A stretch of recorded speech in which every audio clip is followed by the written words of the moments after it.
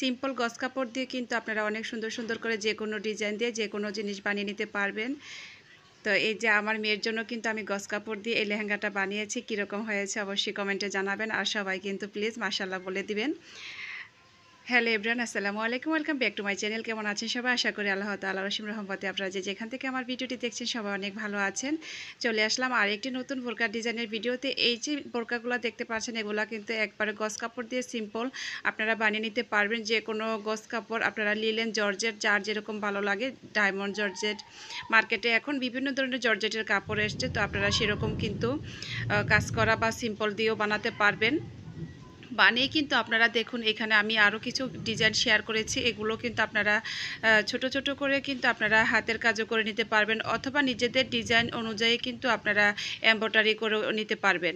তো অনেক আপুরা কিন্তু অনেকে শৌখিন থাকে, অনেক ইউনিক ইউনিক ড্রেস পছন্দ করে, ইউনিক বোরকার ডিজাইন পছন্দ করে, তারা কিন্তু এরকম নিজেদের পছন্দ মতো কালার নিয়েও কিন্তু খুব সুন্দর করে ডিজাইন দিয়ে বানিয়ে নিতে পারবেন।